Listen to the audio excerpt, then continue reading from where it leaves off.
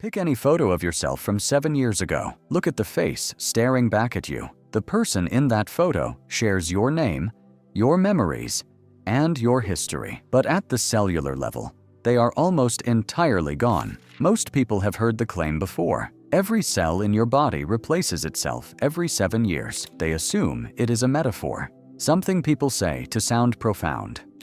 It is not a metaphor. It is one of the most documented and least discussed facts in all of biology. And once you understand the full picture, the question of who you actually are becomes genuinely difficult to answer.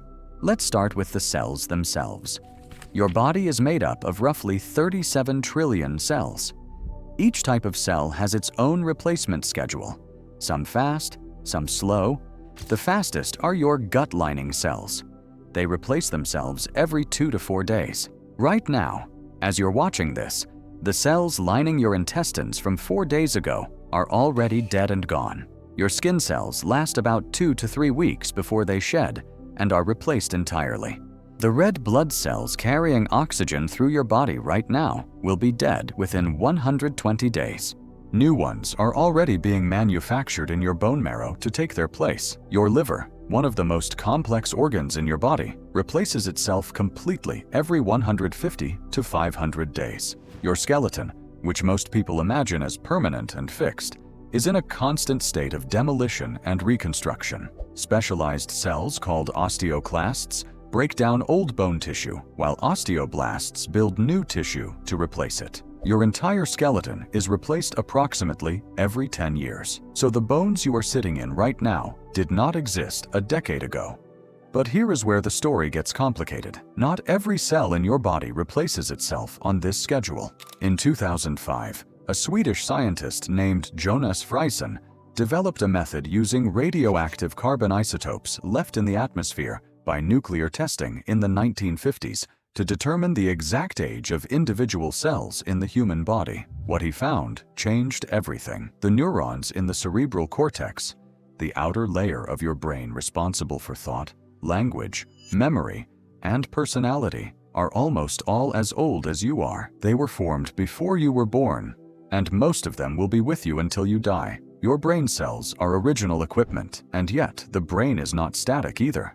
The connections between those neurons, the synapses that determine how you think, what you feel, and who you believe yourself to be, are rewritten constantly. Every experience you have physically restructures your brain.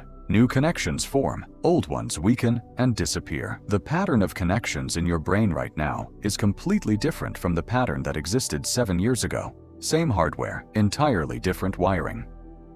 So which one is you? The cells or the connections? And then there is the matter of your memories. Most people assume memories are stored like files, fixed, stable, accurate. But every time you retrieve a memory, your brain reconstructs it from fragments. And during that reconstruction, it is vulnerable to change. Psychologists call this reconsolidation. Every time you remember something, you're slightly rewriting it. The memory you have of your childhood home is not a recording. It is the last version of a file that has been opened, edited, and saved hundreds of times. The person who originally formed that memory, the child standing in that house, no longer exists physically, neurologically, or psychologically. You're not remembering their experience.